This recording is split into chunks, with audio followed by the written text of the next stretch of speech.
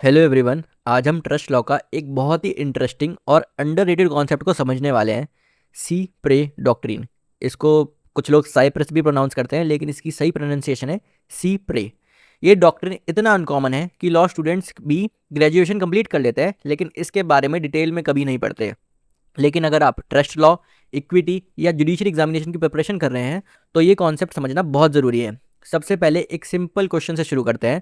मान लीजिए किसी व्यक्ति ने अपने विल में लिखा, मैं अपनी पूरी प्रॉपर्टी का एक हिस्सा कैंसर हॉस्पिटल बनाने के लिए डोनेट करता हूँ। लेकिन कुछ सालों बाद किसी वजह से उस हॉस्पिटल का बनना लीगली या प्रैक्टिकली इम्पॉसिबल हो जाता है।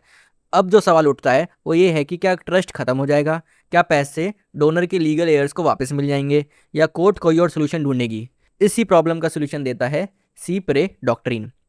सबसे पहले इसका प्रोनाउंसिएशन आप समझ गए हैं।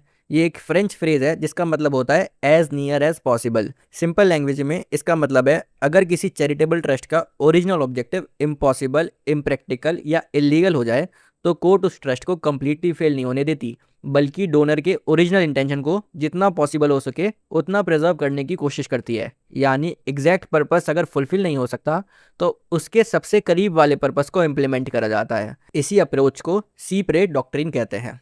अब एक इंपॉर्टेंट क्वेश्चन, लॉ ने ऐसी डॉक्ट्रिन बनाई ही क्यों? इसका आंसर चैरिटेबल ट्रस्ट के नेचर में छुपा हुआ है। अगर कोई व्यक्ति चैरिटी करता है, उसका ऑब्जेक्टिव सिर्फ पैसा देना नहीं होता, उसका ऑब्जेक्टिव सोसाइटी को बेनिफिट पहुंचाना होता है। लेकिन सोसाइटी हमेशा सेम नहीं रहती। डिजीज़ ख़त्म हो जाती है, इंस्टीट्यूशंस बंद हो जाते हैं, सिटीज़ शिफ्ट हो जाती हैं, सिचुएशन चेंज हो जाती है। और अगर ऐसे केस में ट्रस्ट ऑटोमेटिकली फेल हो जाए तो डोनर की चैरिटेबल इंटेंशन कभी पूरी ही नहीं हो पाएगी। इसी प्रॉब्लम को सॉल्व करने के लिए कोर्ट्स ने डॉक्ट्रिन डेवलप करी। इस कॉन्सेप्ट को अब एक एग्जांपल से समझते हैं। सपोज एक बिजनेसमैन अपनी विल में 50 करोड़ रुपए डोनेट करता है। उसकी कंडीशन है कि ये पैसा एक चैरिटेबल स्कूल बनाने के लिए यूज़ होना चाहिए एक पर्टिकुलर विलेज में।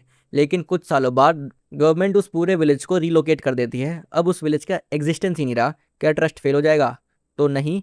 कोर्ट ये देखेगी कोर्ट डोनर का एक्चुअल इंटेंशन क्या था। अगर उसका इंटेंशन एजुकेशन को प्रमोट करना था तो कोर्ट उस अमाउंट को किसी भी नियर बाय विलेज में स्कूल एस्टेब्लिश करने के लिए या किसी सिमिलर एजुकेशनल पर्पस के लिए यूज़ करने की परमिशन दे देगी।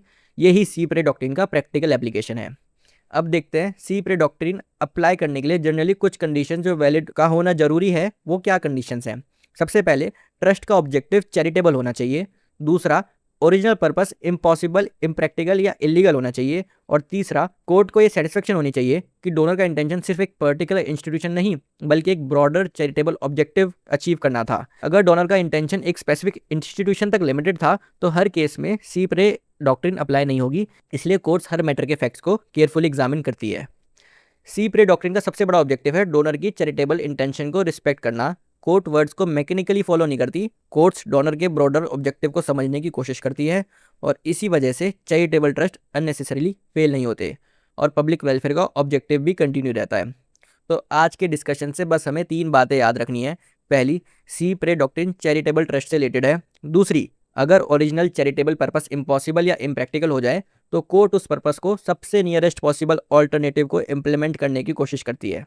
और तीसरी, सी प्रे डॉक्ट्रिन हमें यह सिखाती है कि कभी कभी लॉ सिर्फ वर्ड्स को नहीं, इंटेंशंस को भी प्रोटेक्ट करता है। मैं उम्मीद करता हूँ आपको आज का लेक्चर इन्फॉर्मेटिव और अच्छा लगा होगा। अगर आप और ऐसी वीडियोस देखना चाहते हैं तो please like, share and subscribe to beyond the court room.